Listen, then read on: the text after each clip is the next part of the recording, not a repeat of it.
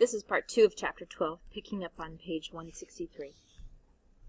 Reverend Sykes startled me by saying sternly, "Carlo Richardson, I haven't seen you up this aisle yet."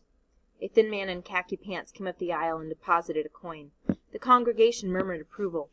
Reverend Sykes then said, "I want all of you with no children to make a sacrifice and give one more dime apiece, then we'll have it." Slowly, painfully, $10 was collected. The door was open, and the gust of warm air revived us. Zeebo lined on Jordan's stormy banks, and church was over. I wanted to stay and explore, but Calpurnia propelled me up the aisle ahead of her. At the church door, while she paused to talk with Zeebo and his family, Jem and I chatted with Reverend Sykes. I was bursting with questions, but decided I could wait and let Calpurnia answer them. "We were specially glad to have you all here," said Reverend Sykes. "The church has no better friend than your daddy." My curiosity burst. "Why were y'all taking up collection for Tom Robinson's wife?" "Didn't you hear why?" asked Reverend Sykes. "Helen's got 3 little uns, and she can't get out to work." "Why can't she take 'em with her, Reverend?" I asked. It was customary for field Negroes with tiny children to deposit them in whatever shade there was while their parents worked. Usually the babies sat in the shade between 2 rows of cotton. Those unable to sit were strapped papoose style on their mothers' backs or resided in extra cotton bags. Reverend Sykes hesitated. "To tell you the truth, Miss Jean Louise, Helen's finding it hard to get work these days. When it's pickin' time, I think Mr. Link Diaz will take her." "Why not, Reverend?" Before he could answer, I felt Calpurnia's hand on my shoulder. At its pressure, I said, "We thank you for letting us come." Jem echoed me, and we made our way homeward. "Cal, I know Tom Robinson's in jail and he's done something awful, but why won't folks hire Helen?" I asked. Calpurnia, in her navy voile dress and a tub of a hat, walked between Jem and me. "It's because of what folks say Tom's done," she said. "Folks aren't anxious to have anything to do with any of his family." "Just what did he do, Cal?" Calpurnia sighed. "Old Mr. Bob Ewell accused him of raping his girl and had him arrested and put in jail." "Mr. Ewell?" My memory stirred. "Does he have anything to do with those Ewells that come every first day of school and then go home? Why, Atticus said they were absolute trash. I never heard Atticus talk about folks the way he talked about the Ewells. He said—" "Yeah, those are the ones."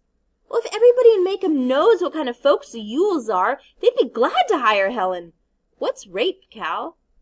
"It's something you'll have to ask Mr. Finch about," she said. "He can explain it better than I can. You all hungry?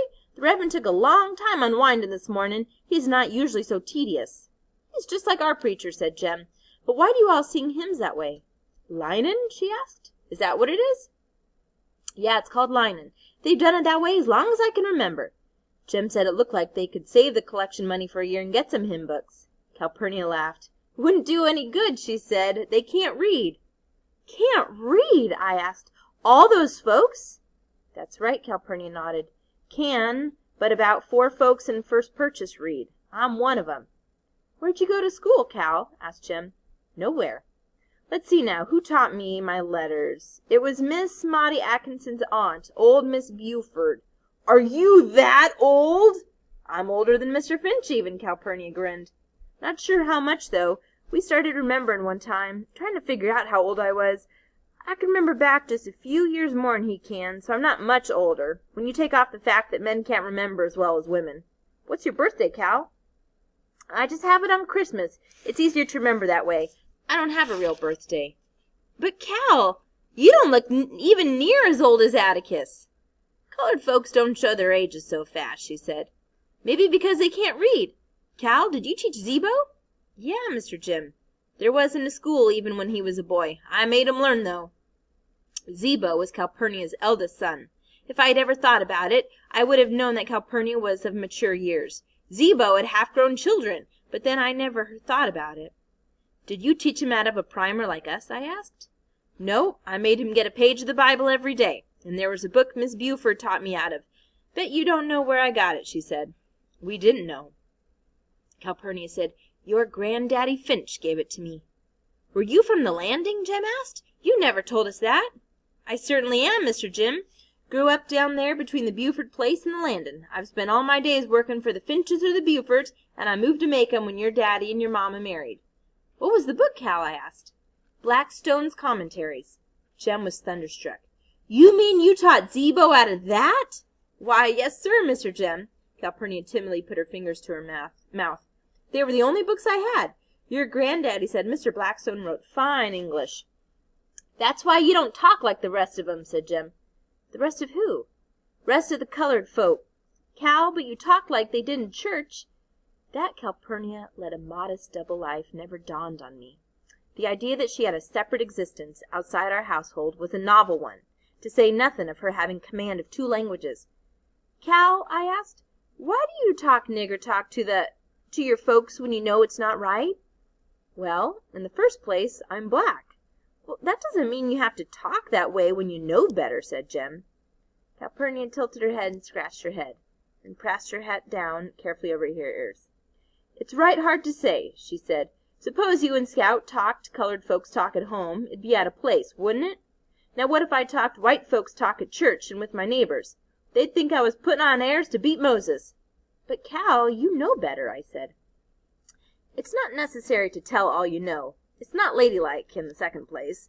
Folks don't like to have somebody around knowing more than they do. It aggravates 'em. You're not going to change any of 'em by talking right. They've got to want to learn themselves, and when they don't want to learn, there's nothing you can do but keep your mouth shut or talk their language. Cal, can I come see you sometimes? She looked down at me. See me, honey? You see me every day. Out to your house, I said. Sometimes after work. Atticus can get me. Any time you want to, she said. We'd be glad to have you. We were on the sidewalk by the Radley place. Look on that porch yonder, Jem said. I looked over to the Radley place, expecting to see its phantom occupant sunning himself in the swing. The swing was empty. I mean our porch, said Jem. I looked down the street. An armored, upright, uncompromising Aunt Alexandra was sitting in a rocking chair exactly as if she'd sat there every day of her life.